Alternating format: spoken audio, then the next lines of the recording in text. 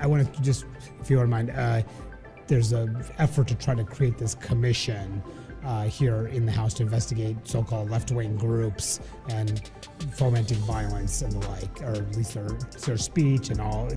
You've seen this from Chip Roy calling for this in the aftermath of Charlie Kirk. Do you think it makes sense to create some sort of commission or to investigate what's happening on the left? You're asking the whip to step into areas that are actually up to the speaker, number one. Number two, I understand the Chip Roys and the others, why they're so frustrated. This is a left-wing problem.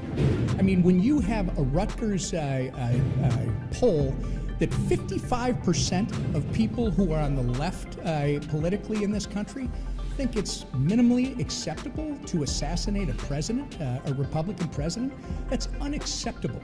And what happened last week was also unacceptable in this country, and to have a representative like mine at home, Ilhan Omar, say such disgusting things about it's okay for someone to assassinate a conservative that you disagree with, it's not okay in this country. In a shocking turn of events, the GOP's effort to censure Ilhan Omar over her explosive comments about Charlie Kirk has failed by just one vote. Despite Omar's long history of inflammatory remarks, Democrats, and even for Republicans, joined forces to block the measure.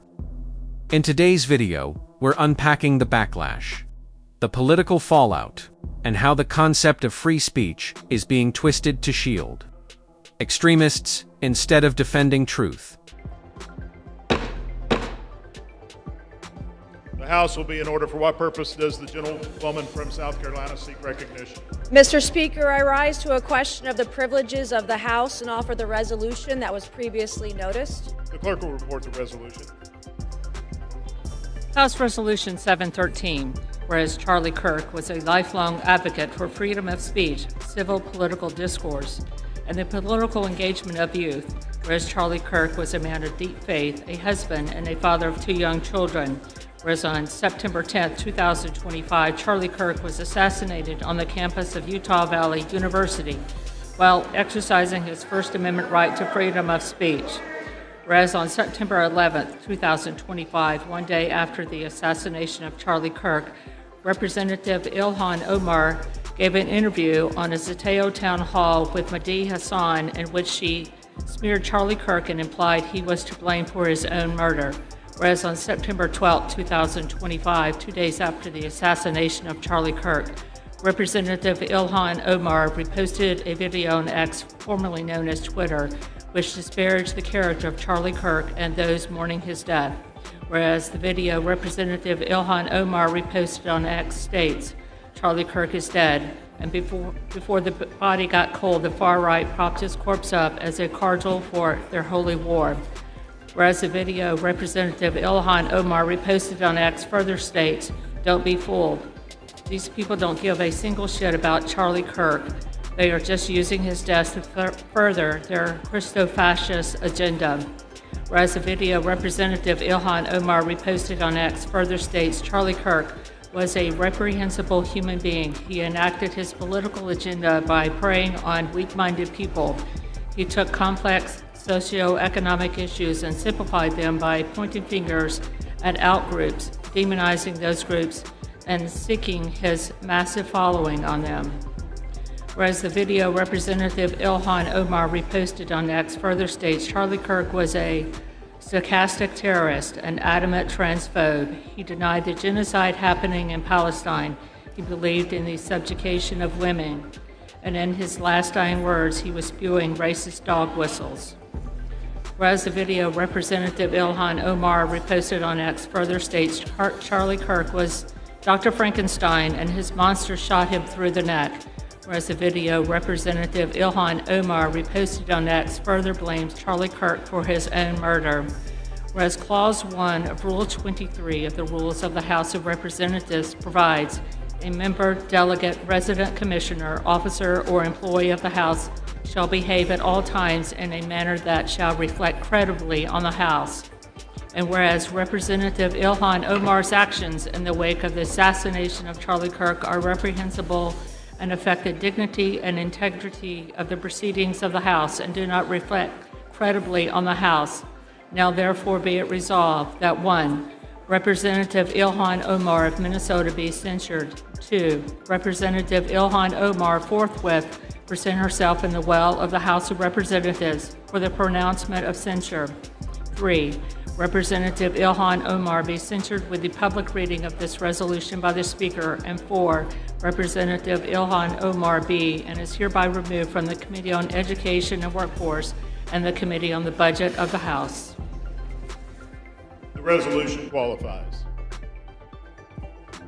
For what purpose does the gentlewoman from Massachusetts seek recognition? I have a motion at the desk, The Mr. clerk will Speaker. report the motion. Ms. Clark of Massachusetts moves to lay the resolution on the table. The question is on the motion offered by the gentlewoman from Massachusetts. All those in favor say aye. Those opposed say no. In the opinion of the chair, the noes have it. Mr. Speaker, I request a call of the yeas and nays. The yeas and nays are requested. Those favoring a vote by the yeas and nays will rise. A sufficient number having risen, the yeas and nays are ordered. Members will record their votes by an electronic device. This is a 5-minute vote.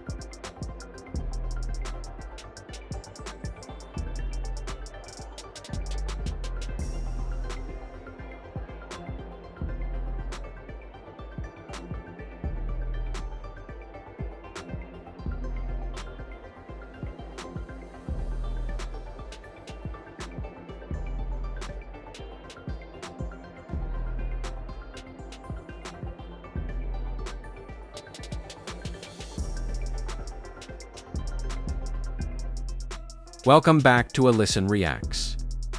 Before we dive into this breaking story, make sure to like, subscribe, and hit that bell icon.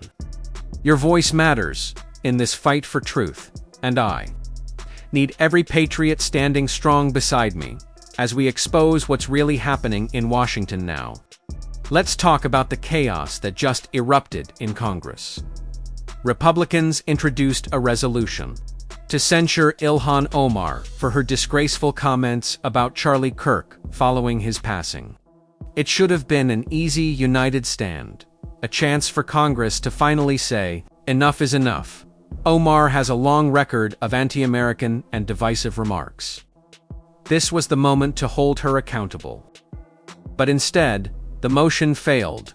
-214 voted to block it, while 213 stood for accountability. And here's the kicker. It wasn't just Democrats protecting her. For Republicans crossed the aisle to shield Ilhan Omar from consequences. Let's call that what it is, a betrayal. What do you think about this, patriots? Let me know in the comments below. And don't forget to like, share, and subscribe, because this fight for truth and freedom is far from over. God bless you. God bless Charlie Kirk's legacy, and God bless the United States of America.